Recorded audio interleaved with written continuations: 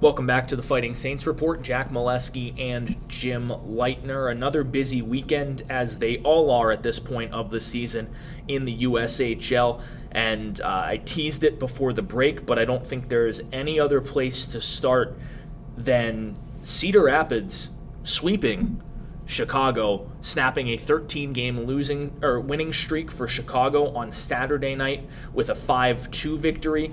And then following it up with a 7-3 drubbing of Chicago on Sunday. This wasn't a fluke. It's not a fluke when you come back and win 7-3 the following day. To do it against any team's pretty impressive, to outscore them 12-5. To do it against the Chicago team that's looked unbeatable at times this season, it's the most impressive two-game stretch of any team in the USHL this year. No doubt. No doubt about it. I when I saw that score Saturday night, I'm like, well, geez, maybe the Cedar Rapids goalie stood on his head and did something outstanding. And then I had an opportunity to go back and watch a little bit of that game. And, Cedar Rapids earned that win. There is no question about it. They deserved to win that game. It was not a fluke at all. And, there were times when they were just clearly the better team this weekend. And then, I said, geez, well, they got to play again on Sunday. And I was just about ready to go down to the casino and put the whole mortgage to the house on Chicago to win again. Fortunately, I did not make that mistake, but they were more impressive on Sunday, which is hard to believe, after seeing Chicago and how they've really run roughshod through the USHL. They had stretches where they were scoring 7-8 goals a game for 4 or 5 games. Right out of the Christmas break, and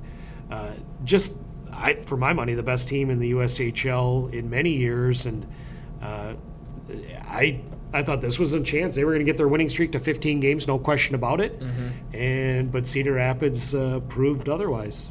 Yeah, 8 games this weekend where the winning team scored 6 goals or more. So it was a very high-scoring weekend in the USHL. Cedar Rapids with that impressive sweep, I think, again, by far the most impressive thing that happened this weekend. And we talk about the Fighting Saints having that 2-point advantage against Team USA. Part of the reason is Team USA now really sliding, and the U17s, I think, are finally starting to show a little bit of their age. They were so dominant in every game they played to begin the season, which is kind of unheard of for a team that young to get off to such a quick start. Now they've come back to earth. They played 3 games this weekend. They lost all 3, and that's the reason why the Fighting Saints can maintain 2 points in the lead with also maintaining the 5 games in hand. So a big weekend for the Fighting Saints, not just because of the wins, but also because Team USA didn't do anything with their 3-3. Well, yeah, and I think it kind of illustrates how tough it was for the Fighting Saints to get 4 out of 6 points. Team USA was in the exact same situation. They play Thursday night. They go and play Friday and Saturday night against two teams that were fresher. They got beat 5-3 by Des Moines in Des Moines. And then they had to go to Waterloo and got beat 6-1, and they were out of legs.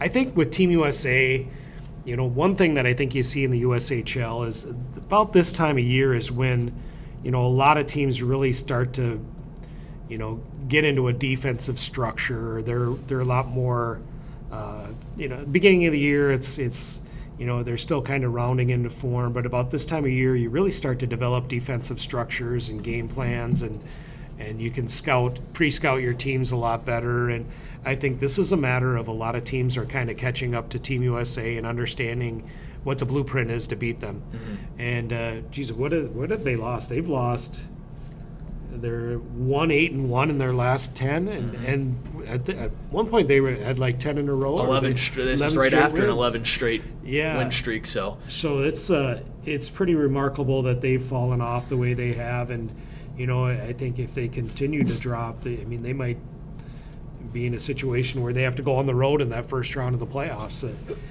if the other teams make up some ground on them, but which is a big if. But again, I think it's a lot of it is teams developing defensive structures and understanding how to beat that team. And we saw blueprint on Thursday night, and again, Friday and Saturday night, they had trouble keeping up with fresher teams. The Western Conference continues to be a jumbled mess, but in a good way in terms of depth. But 3 teams, Tri-City, Des Moines and Sioux Falls all sweeping their weekend series. Big series for those three teams, especially for Sioux Falls, because for the first time in forever, they're out of the basement in the Western Conference. They sit in 7th right now. They're tied in points with Sioux City, but they have more regulation overtime wins right now by 2. They both have 33 points, and a Sioux Falls team that looked dead in December has continued their push,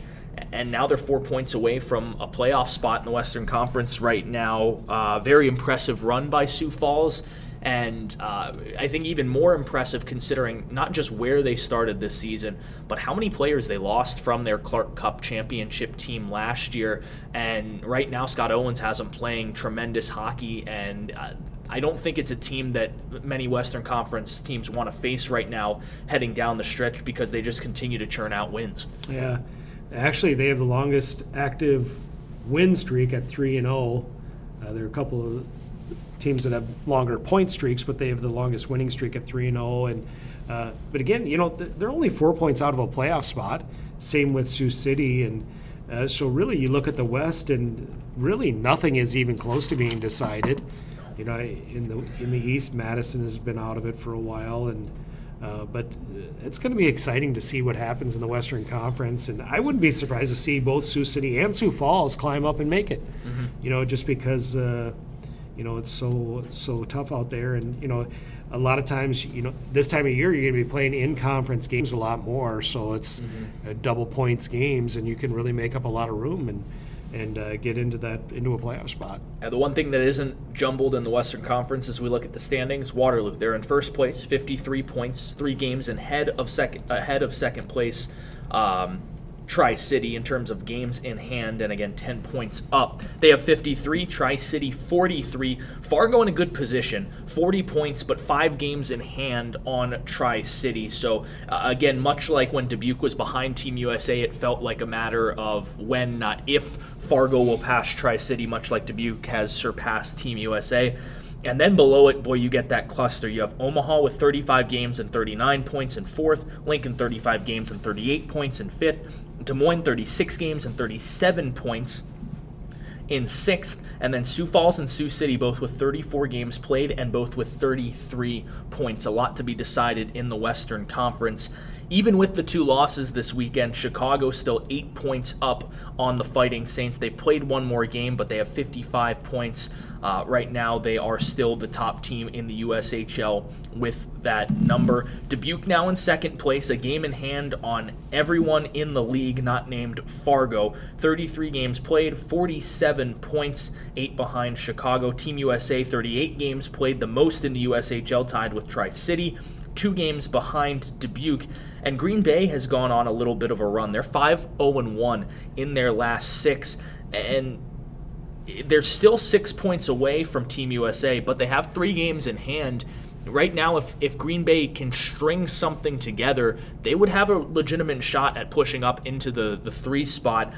It's just a team that hasn't exhibited much consistency yet this year, but it's a team that coming into the year with all the returners, you thought they were going to be a little bit better than they have been, so maybe this is the time they figure it out. It is a little surprising that they haven't been more consistent, and it kind of reminds me a little bit of Dubuque last year, where it was a really good team, and they just kind of didn't find their stride until they really needed to.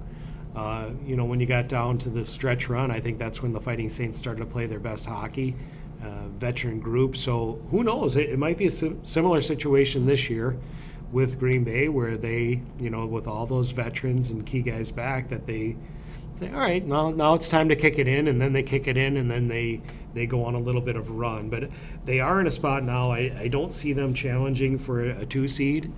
But there's no question they could get that 3 seed and get home ice in that first round mini series and have a chance to move on in the playoffs. So, but again, I think of all the teams that are in that second tier, I think that's the team that might be the most dangerous, or who knows with Cedar Rapids? Cedar Rapids after this weekend might have really lit a spark under them, and they could go on a run too. So. But of all those second-tier teams, I think Green Bay is the one that I'd be most wary of. They are the only team of those second-tier teams, as you mentioned, above 500 right now in the Eastern Conference in terms of winning percentage, followed by Muskegon, who has 36 points in 36 games. Youngstown, 35 points in 37 games. They are in 6th. And currently Cedar Rapids 3 points back of Youngstown, but 2 games in hand, and then Madison bringing up the rear, 17 points right now through their first 36 games. And the Cedar Rapids Rough Riders, with all their injuries, still is such an impressive victory, not once but twice this weekend against Chicago. And even though they're out of a playoff spot, Youngstown doesn't have a team that really inspires a ton of confidence in terms of maybe being able to hold that 6th spot. So an interesting battle down the stretch for the final seed in the Eastern Conference, and an interesting battle for really seeding between 2 and 8 in the Western Conference. 10 points separate 2 and 8 in the West, and total of 30 points separate 2 and 8 in the Eastern Conference. So slightly bigger discrepancy there in the two conferences. Well, speaking of East and West, they got together in the NHL this weekend for the NHL All-Star Game. We'll talk about the skills competition, a little bit of the 3-on-3 actual All-Star Game competition, and then a record was broken in the AHL in the hardest shot competition. That and more on the other side of the break.